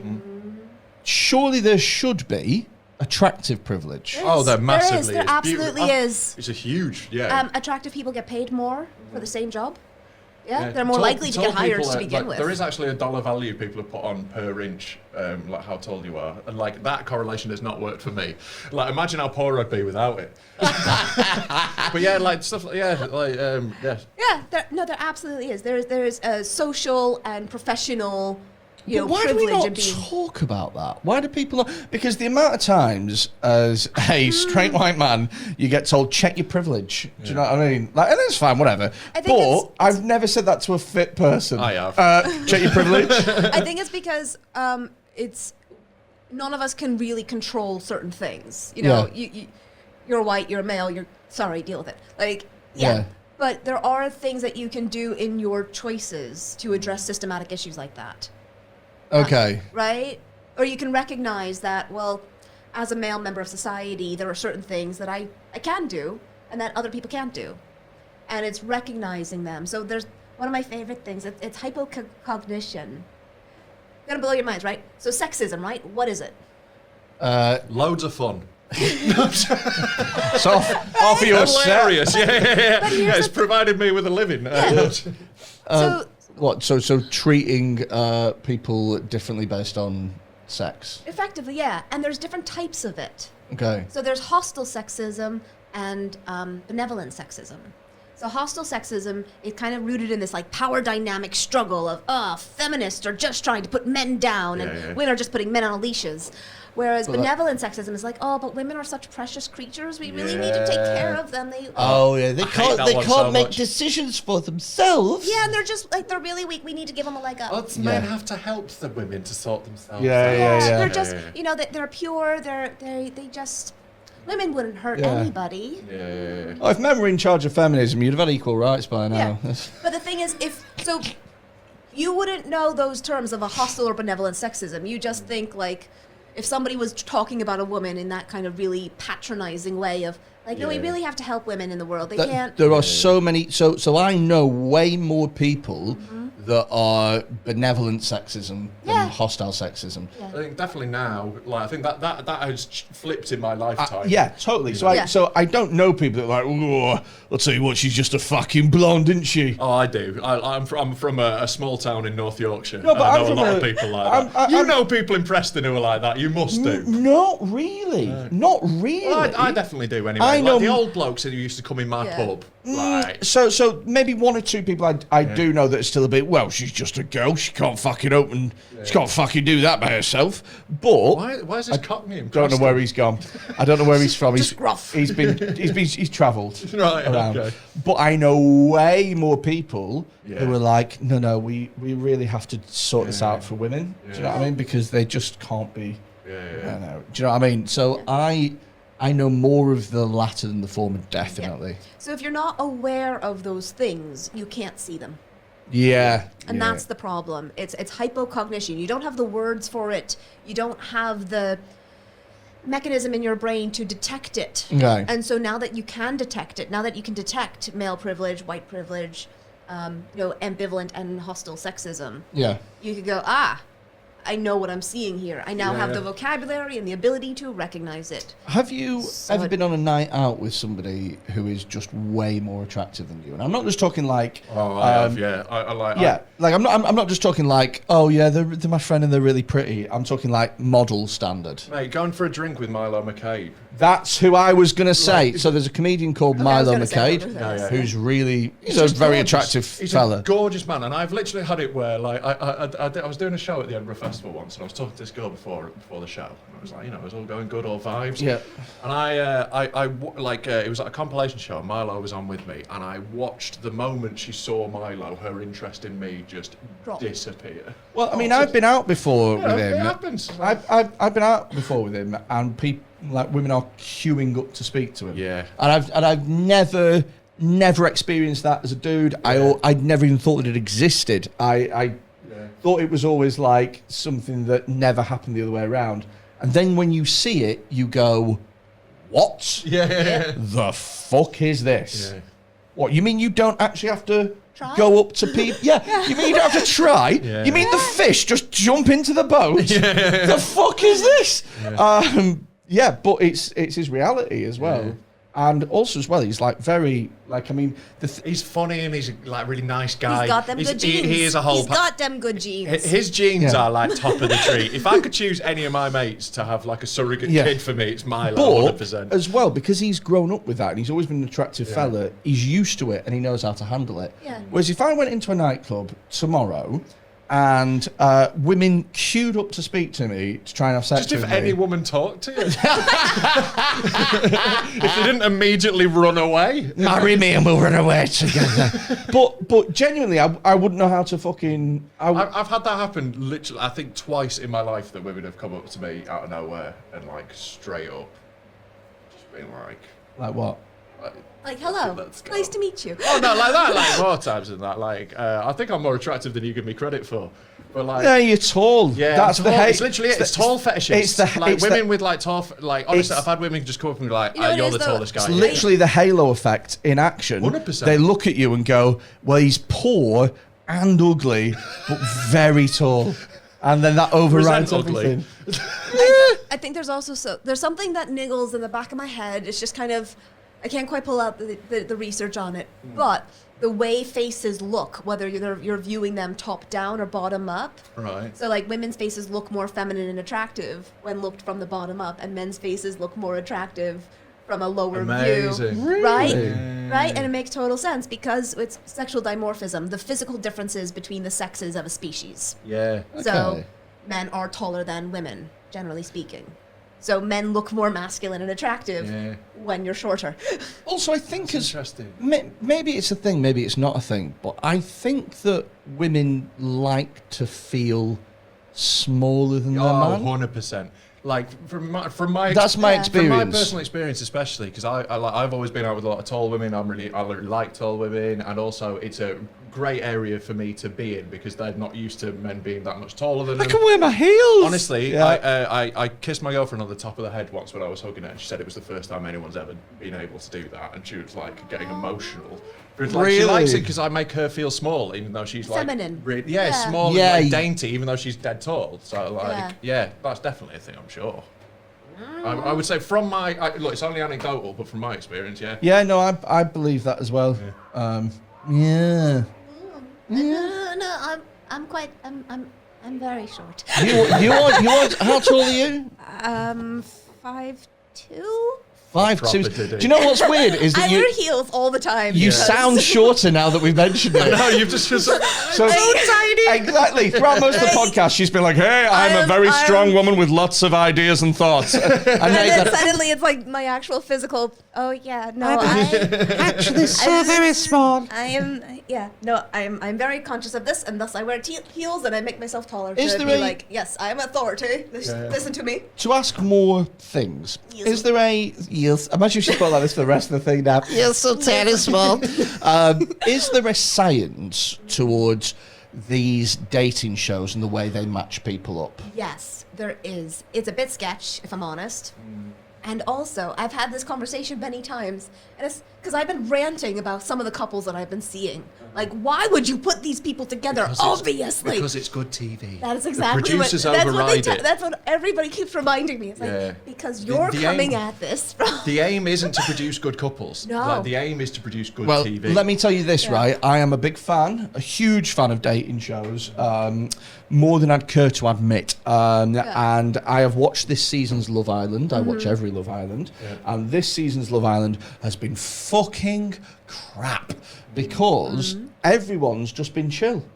Everyone's just been like, all right, yeah, whatever, no problem. Yeah, she's nice. Well, that's not what you watch it for, is it? You watch it for Nope. conflict. I watch it for conflict. Do you know what I watch Love Island for? I watch it as a social experiment. Yes. When loads of comedians get together who all know each other just through comedy but aren't necessarily friends, it is literal fucking torture. Because what happens is there's 15 of them and they are all used to inhabiting one space within a conversation, which is the funny one. And so what happens is that they all jostle to be the funny one and nobody wants to exhibit any other role in the conversation, and it is just fucking torturous. Whereas on Love Island, the same thing happens. They're all used to being the fit one. Yeah. And then all of a sudden, they're not the fit one anymore, and they have to inhibit another sort of identity for themselves. They have to find another way to fit in. But we've established that the fit ones don't have personalities. Well, this is it. They often, genuinely often don't. Like, they don't have to, like, you know, learn those sort of, like, conversational and sort of social tricks that the rest of us do in order to, like... Why do some women, and I swear this is more of a women than a men thing, why do they pretend to be thick as fuck? Is that a thing? Because it is a thing, isn't it? Where it's like, is England a country? And it's like, shut the fuck up. Yeah. Shut up, Chelsea.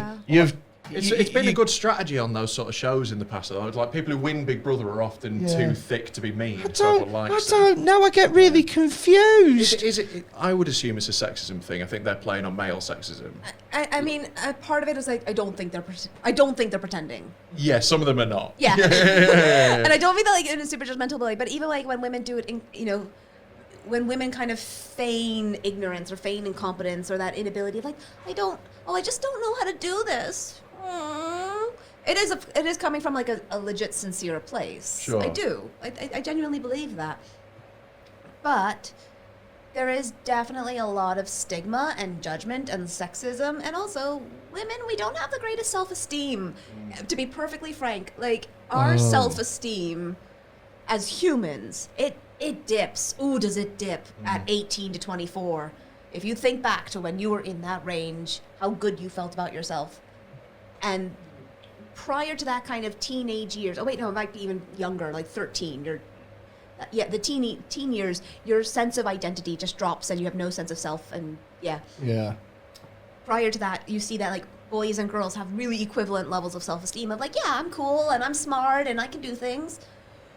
Teens hit and start listening to Radiohead. Yeah, and I'm a creep. And women never really quite recover from that level of like self-efficacy and self-esteem. So like applying for jobs, men will apply for jobs when they hit like 2 out of 5 of the criteria. Yeah. Oh God, yes. Because they're like, give it a chance. Give it a chance, but also like, well, I hit those 2 criteria, but I hit them really well. Do you know what? That's so interesting that you said that, because I'm going to tie this back into comedy. Yeah. So sometimes if you're advertising for a comedy gig, you might put it on one of the various comedy forums that we have. If you get 100 replies, maybe 90 or 95% of them will be male, right? Now, of that, you will get so many people where you go, you are nowhere near qualified enough for this gig. Like, you know it, I know it. Do you know what I mean? Like you'll advertise a gig that's like £1,000 to do 20 minutes, and that is for top tier TV, like famous comedians, and you will get a bloke who's done 10 gigs going, I could do that. Yeah. I got that, no problem. Yeah. So women don't necessarily do that though, do they? I guess it's very comparable. I like to find the analogies and all the things.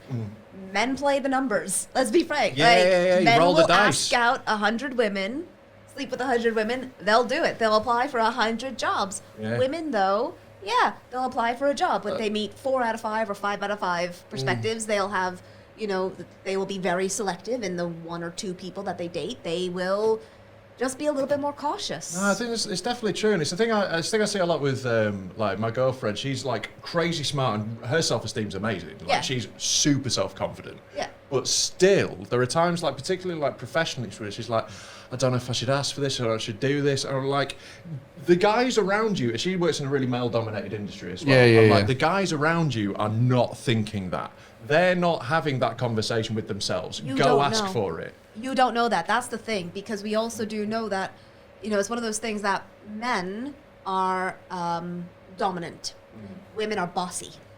Yes. There we go. So if Exactly, she yeah. asks for something, Oh, 100%. she's full of herself. Yeah. If Could he you asks for something, he's confident. But could you not flip that the other way and say, like, women are submissive, men are weak? So could it not work the other way as expand well? on that. No, I think that's an Well, interesting yeah, theory, though, it is. Well, okay, so like dominance is something that most men are expected to exhibit. Yes. Okay. And I think that submissiveness is something that women are societally expected to sort of exhibit. Yeah. Whereas there are some women who feel more confident in dominant roles and they get labelled bossy. Yes. And there are some men who are more confident in submissive roles who get labelled as weak. Yes, absolutely. So does it not... No, that So it works both ways? absolutely one of my favorite things. Yes, I always get really excited and flappy when I talk about it. Expectation violation. What is I expectation know. violation? Is Great exact- album name. It is, isn't it? It's a fucking great one. Coming unpicketed. Only for our Best Patreon of. members. It's me screaming down a microphone with a bass player with drug addiction. Hey, can comedy play album of bass, the yeah. year, I think. We got this coming. But no, it's exactly what it sounds like. So there's this thing that happens where, as you said, women are expected to be submissive and men are expected to be dominant. So if I were to describe a man as dominant, like imagine like a scale in your head of 1 to 7 or 1 to 10. If I described a man as dominant, you'd be like, yeah, he's a 7. Yeah, I was going to say 1 to 7 is insane. Sorry, yeah. Weird For a scale. For a scale. 5 or 10, Yeah. surely. All right, You're ten. doing a 7. Yeah, 1 to 6.3. Where are What are you? we playing? Best out of 9. What? I'll have you know, best out of 9, there's a definitive 4 Yeah, or yeah, best out of I know, I know. makes sense. Best out of 10's ridiculous. Yeah, because you just said First 5, to 5, 10. 5. Yeah. But yeah, we'll go with the 10-point scale. And you might, if I said a man is dominant, you'd be like, yeah, okay, he's dominant. So he's like a 7 on that scale. But if I said a woman is dominant, because there's this idea that women shouldn't be dominant, oh, she must be a 10. Like, she would There's be. less nuance in it. Yeah, it's like she gets so much more So there's no judgment. So there's no kind of dominance. It's either there's no. It's either you are. Digital rather than analog. Yeah. You know, it's all on or off. Yeah, Okay. and it's So- the same thing with like Okay. nurturing. That if I describe a woman as nurturing, you'd be like, well, yes, okay, so she's a 7 on the nurturing scale. If I said a Yeah. man is nurturing, you think he might be like, in my cultural touchstone, Mr. Rogers. You know, Yeah, just yeah, the yeah. kindest, most Yeah. fatherly man out there. Because men aren't nurturing. That's not what they do. On but- these dating shows, then, Yeah. do they try and pair them up based on that? Do they try and look at that and? This is, I think yes, but no, because again, I'm looking at these couples on these shows. I will say my favorite dating show is Love Is Blind. That was my favorite. All right, so that's just like in the dark, was it? With They're like in- a screen. Yeah, They were little in- booths, weren't they? Like little boxes. Yeah, because they actually got to talk. They didn't get to see each other, but they got to hear their voices. And there was one girl on called Jessica, who literally talked like a child. Like she talked like a 6-year-old girl. She was like a 40-year-old woman, and she had like, Oh. that Yeah. perfect. yeah. Perfect. And men were like, "Oh, you just sound so sexy," and it's like, "No, you sound like a literal child." Yeah.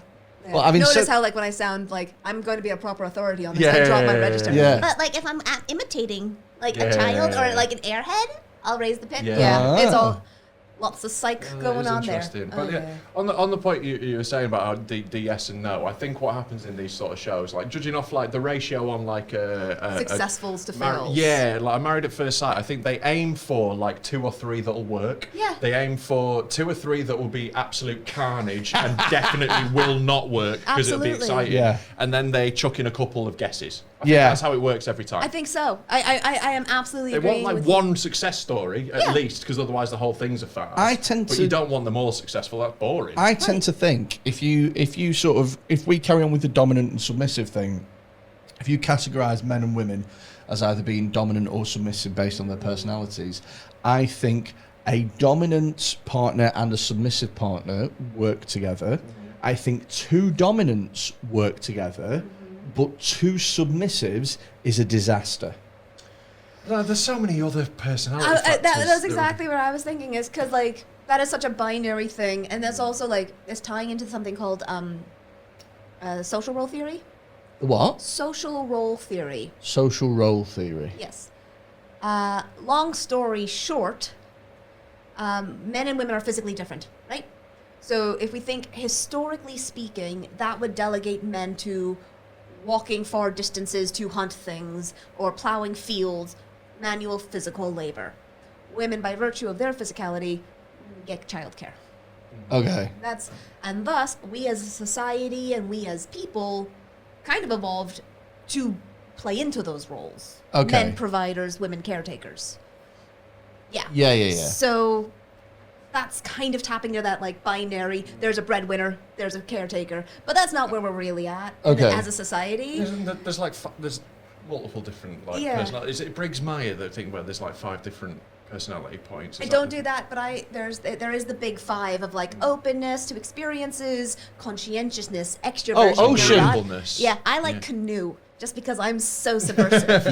We learned about this. You learned about the big 5 ocean model. Yeah, we learned about this with evolutionary psychologist Kat Ford in a previous episode. So yeah, I would say so with the dominant submissive thing, that's just like one of that's one dynamic. But I mean, I think that, like, especially with these dating shows and shit, the more you try and complicate it, the more I think the essence is in the simplicity of it, in going, that person's quite loud, that person's quite quiet. Ugh. You know what I mean? Like, that's a good thing or a bad thing? Sorry. No, I think that's the best way to do it, is to boil it down to its most simple essence. See, again, I'm watching these shows and going, like I was telling you before about that, the sexism things. Like, did they bother giving them that scale to see if they could match up and say, because there's this thing. If you are somebody who firmly believes in, like, traditional gender roles within your relationship, be with somebody who believes in traditional gender roles, right? 100%. The whole opposites attract thing leads to so many people being in awful relationships. Exactly. Because, like, you've got nothing in common with them. Do you know what? I think that opposites attract is bullshit, but I also think that, like, having somebody who just believes the same things that you do is also bollocks. So I think you've got to find the middle ground. You want to aim for like 80% similar. You know what I mean? Somewhere around there. Yeah, you know, it's. I'd go less. I'd go 50-50. I think one of the things that we as people, not just as researchers, but, like, as humans, we forget relationships start, but they also end. Yeah. And we pretend like that is not, that's a failure. And I don't think it is. I think that when you meet somebody and you're attracted to them and you date them for a month, 3 years, 5 years, but we always have this, like, there is a perfect person out there. And I'm like, nah, there is somebody who's good for you right now within the situation that you're living in. Yeah.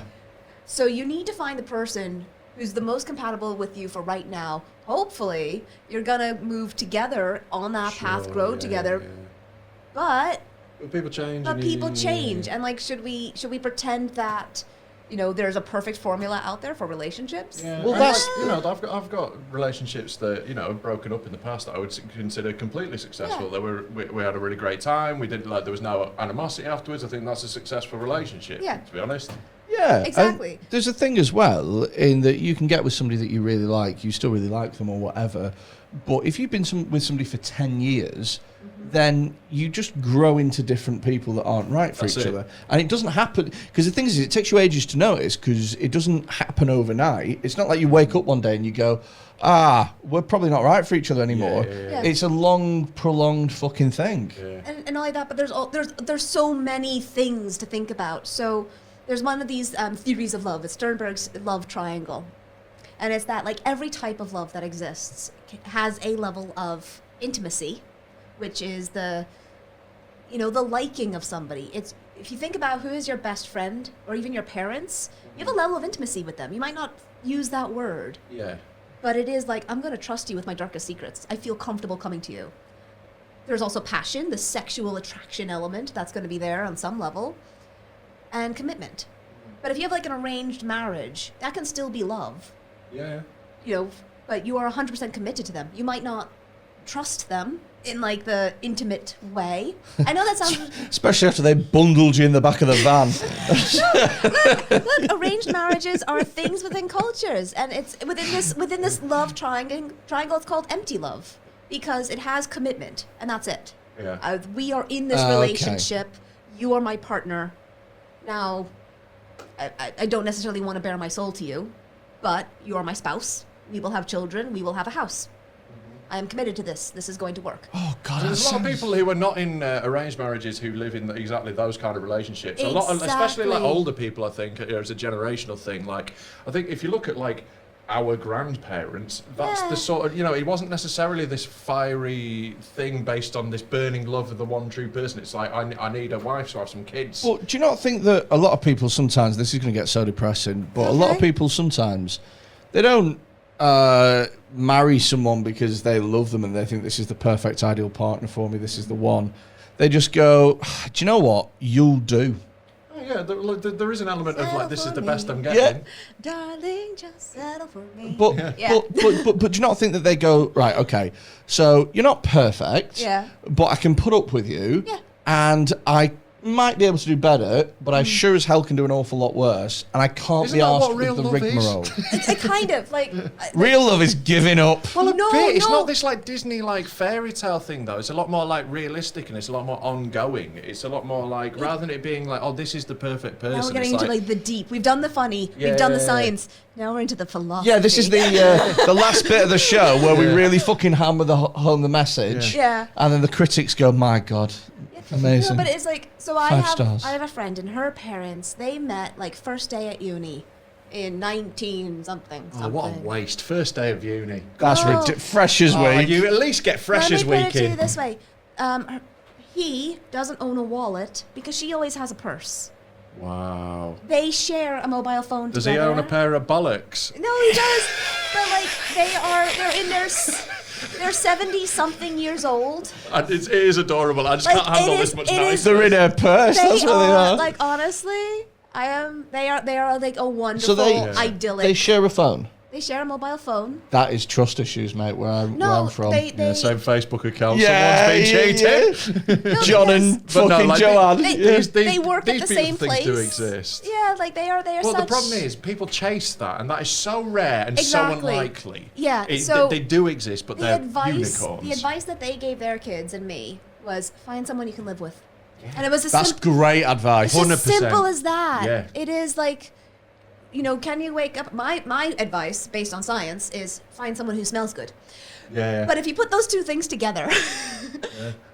No, totally. It's the most important thing because you're going to live with them. Yeah. Like, I see no one more than my girlfriend. I see her all day, every day. She's always there. But we always have a laugh. It's always fun. It's nice. Whereas I've been in relationships where it wasn't always like that. Yeah. And there was, like maybe there was that sort of fiery passion. But like living together was awful because we were constantly arguing. And it's also, again, those differences in your relationships. So there's eroticism and nurturance, and relationships feed both of those. So we often see eroticism is that fiery passion, get it on, woo. And the fact is, according to the data, that kind of goes away after like 2 years. Yeah. And then you're left with someone that you got to live with. Well, I used to have a joke about that, about you can still like love a game even when you've completed it.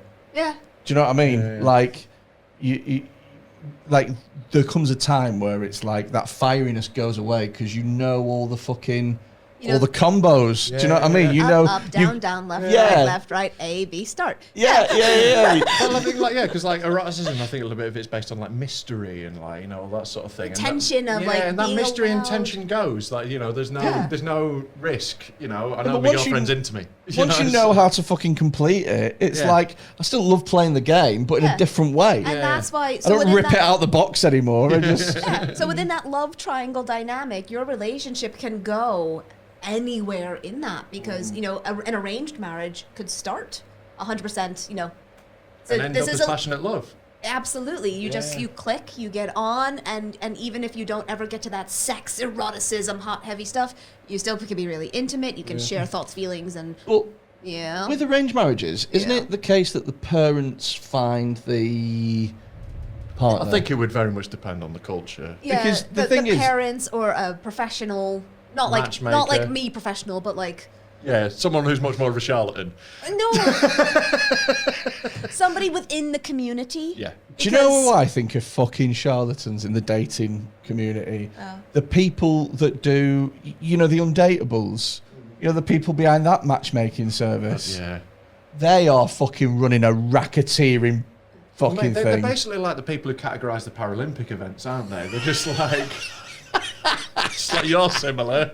You're in the same ranking. They honestly, The they go, twos what have you pairs got? with twos. Yeah. It's a sortative matching. It is. They literally go, what have you got, pal? Autism, fantastic. I'm going to put you in the autism pile. And this is Joanne. She's got autism as well. Yeah. Thank you. See you later. But that's sensible. You're not going to put someone with Tourette's with someone who's like, just like, it's like fully. Sensitivity Go on, to noises. come on. Yeah. Do an example of somebody really, really disabled. Go on. No. Somebody Somebody who has a much more severe condition. Yeah, but like Stephen Hawking disease with somebody who's got like a gammy leg. It's yeah. That's the end of the podcast. That's got to be the end of the podcast. That 3 second where we all went, oh god. Oh dear, we've wandered down an How do alley. we get back from this? Yeah. Yeah. Well, let's see how this pans out because we are going to have a break and then record Pigoted Extra, which is a extra podcast just for our wonderful patrons. If you do want to be part of our Patreon, then you can go to patreon.com/pigoted and Patreon prices start from just £3 a month. You get loads of cool benefits, early access to shows, Pigoted Extra, discounts on merchandise, access to Discord servers, loads of domination. Financial domination. I call you a dirty little pig. Once every month there's me spending your money on fucking microwave meals from Marks and Spencer's. It's filth. Before we go, have you got anything that you want to plug, Rob Mulholland? Yes, check out my YouTube channel, Rob Mulholland. I've got loads of stand-up and stuff, podcasts, all that sort of gear, so give it a check. Brilliant. Dr. Jaime Benjamin, is there anything that you'd like to plug? No. I'm an academic. I work at a university. If enroll, pay that gives me money. That's all. We've had people sometimes try and plug academic books, and then we found out how expensive academic books are. Yeah. No, I'm very much a please go download the PDF available at the library. Well, thank you for listening, and make sure you subscribe, and we will see you again next week. Goodbye. This episode of Pigoted is sponsored by Taylor's Toys. Taylor's Toys are a sex toy company. They specialise in doing high-quality sex toys that won't fall apart after 1 or 2 uses. Head over to taylorstoys.co.uk, check out the amazing range that they've got on offer, and if you use the discount code PIGOTED at checkout, you get yourself 10% off on all products. Taylor's Toys. Spice things up in the bedroom. Thank me later.